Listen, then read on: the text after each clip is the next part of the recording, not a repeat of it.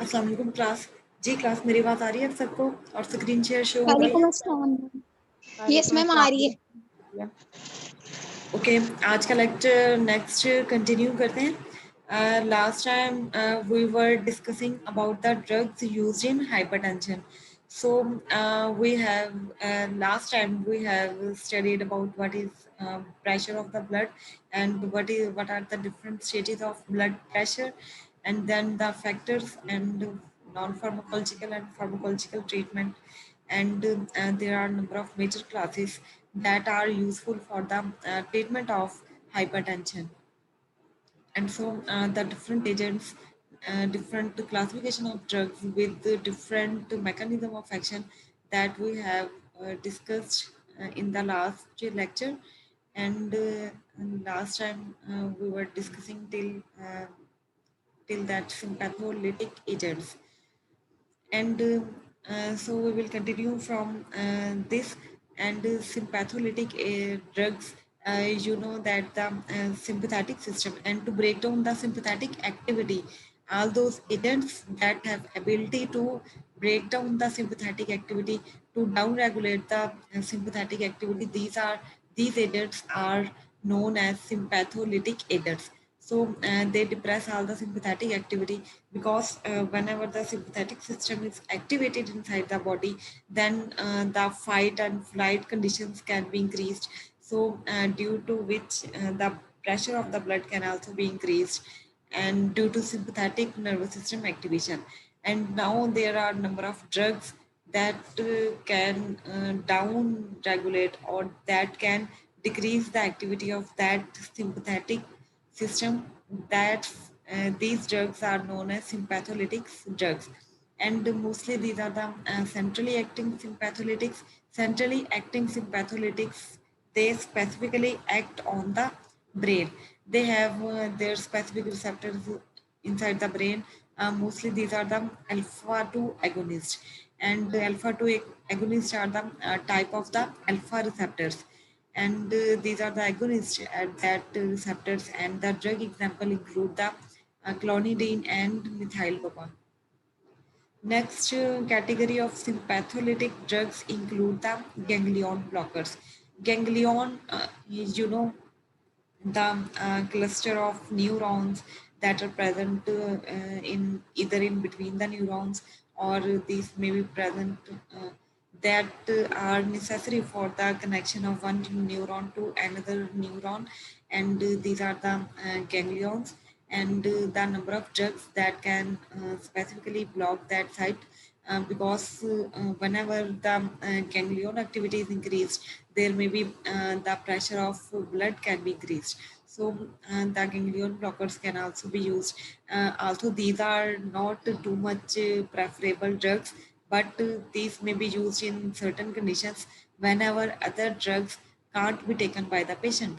So the drug example of ganglion blocker is the trimethophan. Next are the adrenergic neuron blockers.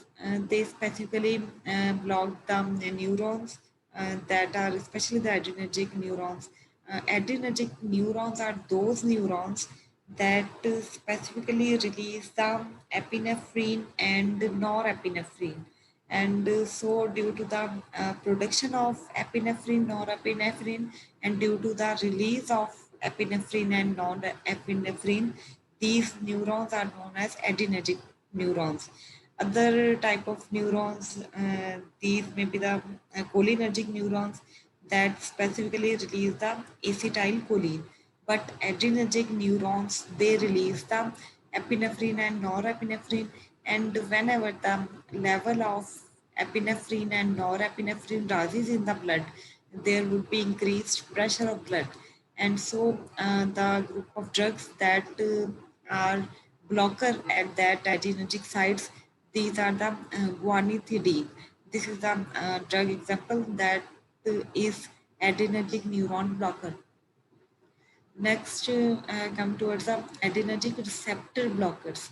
Adrenergic receptors are also present throughout the body, and wherever the adrenergic receptors will be present, the norepinephrine and the epinephrine will act specifically on those receptors. अब epinephrine और norepinephrine जो है वो adrenergic neuron से बन गई, वहाँ से फिर रिलीज होती हैं, फिर रिलीज होने के बाद अपने रिसेप्टर्स के ऊपर आके एक्ट करती हैं, तो उसी की वजह से सिंपैथेटिक एक्टिविटी जो है बॉडी में, ओवरऑल सिंपैथेटिक एक्टिविटी जो है वो इंक्रीज हो जाती है. सो एपिनेफ्रिन और नॉरएपिनेफ्रिन का अपने रिसेप्टर के साथ एक्ट करना बहुत ज़रूरी है. And once they act on their receptors, the sympathetic activity would be increased, and there are number of drugs that specifically block these receptors, and these drugs are classified as the adrenergic blockers.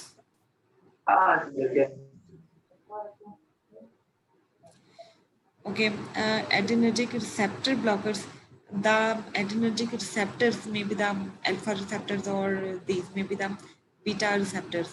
And the drugs that block the alpha receptors, these are the prazosin, and the drugs that specifically blocks the beta receptors, these are the propranolol.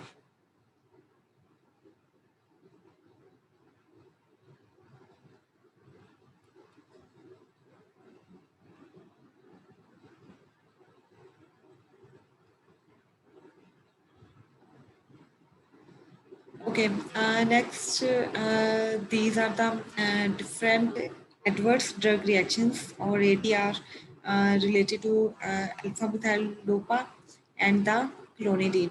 And the ADR for the alpha methyl dopa, these are the sedation, dryness of mouth. Dryness of mouth is also known as xerostomia, and there may be increase in Parkinsonian signs. And Parkinson's disease, it is a disease in which the dopamine is too much produced inside the body from the brain. अब brain से different neurotransmitters जो है वो बनते हैं, like acetylcholine है, dopamine है, इसके अलावा एपिनेफ्रिन, नॉरएपिनेफ्रिन, ये जितने भी न्यूरोट्रांसमीटर्स हैं ये स्पेसिफिकली ब्रेन के न्यूरॉन्स से बनते हैं. अब ये जो मिथाइल डोपा है, मिथाइल डोपा भी डोपामीन के जैसा ही होता है, डोपामीन का एगोनिस्ट है, तो बॉडी में डोपामीन के तौर पर भी ये एक्ट करता है. तो अगर डोपामीन का लेवल बहुत ज़्यादा बॉडी में बढ़ जाता है, पार्किंसोनियन साइंस जो हैं वो इंक्रीज हो जाते हैं, क्योंकि पार्किंसंस डिजीज जो है वो डोपामीन से रिलेटेड है. अगर बॉडी में डोपामीन बहुत ज़्यादा बन रही है तो then that disease is regarded as Parkinson's disease. So they may aggravate the Parkinsonian signs as an adverse drug reactions related to the alpha methyl dopa. And the adverse drug reactions, the most important adverse drug reactions related to clonidine, these are the sedation, these may be the dryness of mouth known as xerostomia, and also the dryness of other secretions from the eyes or nasal mucosa, and there would be the postural hypotension or the bradycardia. So these are the ADR related to the clonidine. Postural hypotension क्या होती है? Postural hypotension, it is related to the postures. अब एक patient है जिसने clonidine ली है, अब उसको डॉक्टर्स जो हैं मोस्टली रेकमेंड करते हैं कि आपने अचानक से उठना नहीं है या अचानक से चलना नहीं है, आराम से आपने उठ के बैठना है. अगर आप लेटे हैं, अगर बैठे हैं तो आराम से आपने खड़े होना है, because there would be abrupt fall in pressure of their blood. Abruptly उनका ब्लड प्रेशर जो है वो फॉल कर जाता है, डिक्रीज हो जाता है, तो उसको कहते हैं पोस्चरल हाइपोटेंशन, जो कि पोस्चर से रिलेटेड होता है. And then there would be too much depression in blood pressure. That condition is known as the bradycardia. And these are the some of the important adverse drug reactions related to centrally acting. Parkinson disease तो तब होती है ना जब dopamine की कमी हो जाए, तो इसकी थेरेपी भी यही होती है कि हम इसको एल डोपा के थ्रू इसको मतलब कि इसको क्योर करते हैं. यस, आपकी आवाज नहीं आ रही मैम. ये मैं ये कह रहा हूँ कि जो मतलब कि पार्किंसन डिजीज होती है वो तो डोपामीन की कमी की वजह से होती है ना. पार्किंसंस होती है डोपामिन की ज्यादती की वजह से। नहीं मैम, जो नर्व सेल का पार्ट होता है निग्रा, वो मतलब लॉस हो जाता है, जो कि डोपामिन को प्रोड्यूस कर रहा होता है। Yes, there is unbalance between the dopamine and dopamine and ma'am जो इसकी हम जब क्योर करते हैं तो हमने थेरेपी पढ़ी थी, मतलब कि जब हम सेकंड ईयर में पढ़ रहे थे, तो जो एल डोपा के थ्रू इसको मतलब कि क्योर करती हैं। तो मैम फिर ये डोपामीन उसको लगा के तो उसकी मैम क्योरेशन होती है, और मतलब डोपामीन की कमी होती है तो ये डिजीज हो जाती है। तो उसके बाद अगर उसको डोपामीन लगता है तो मैम ये सीखा हुआ।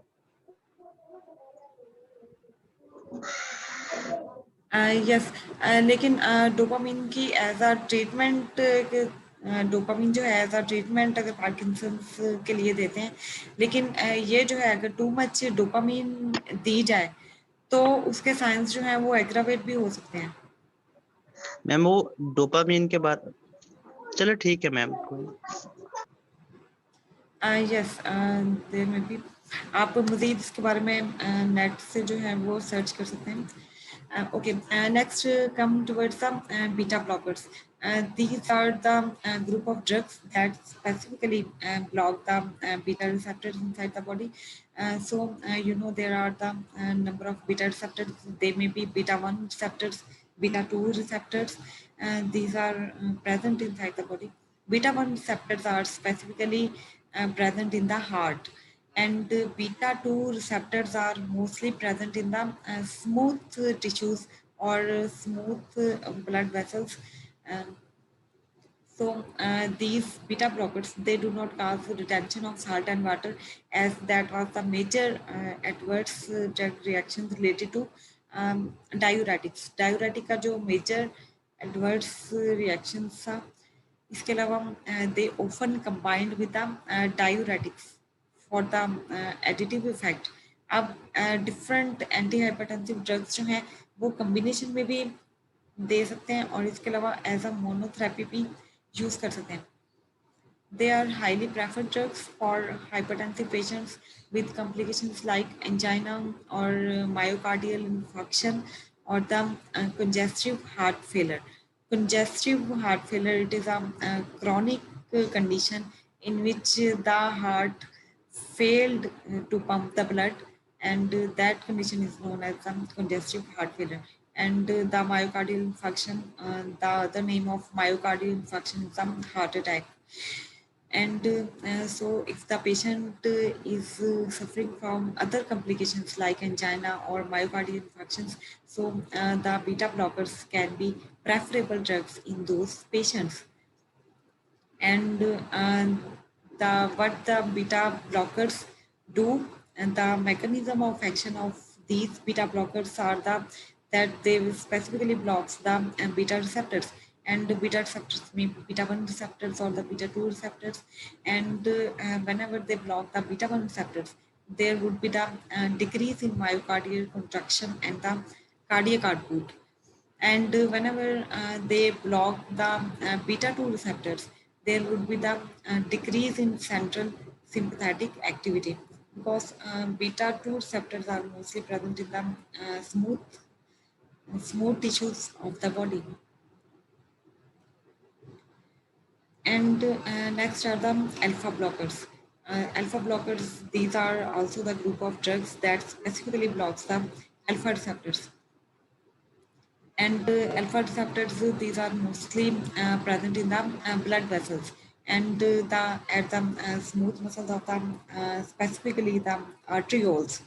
And so they reduce the arteriolar resistance and increase the venous capacitance.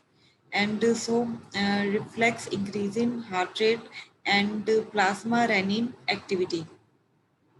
And so there would be the postural hypotension may occur depending on the plasma volume. So as an ATR, the postural hypotension can also occur related to the alpha blockers, because there would be too much increase in venous capacitance, and due to that venous capacitance, the abruptly fall in blood pressure can be increased. So there would be fall in pressure of the blood, that is known as hypotension. And alpha blockers, they may reduce the total triglyceride and the low density lipoproteins level inside the plasma. LDL, these are also regarded as the bad cholesterol. These are the bad cholesterol. And alpha blockers, they specifically decrease the cholesterol level inside the body, and they causes increase in HDL level.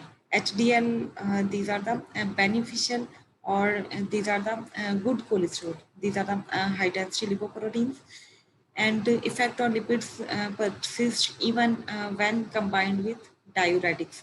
And so, whenever they are combined with the diuretics, the effect on lipids, they can also persist. So, alpha blocker can be beneficial for the patient, especially if the patient is suffering from some hypercholesterolemia.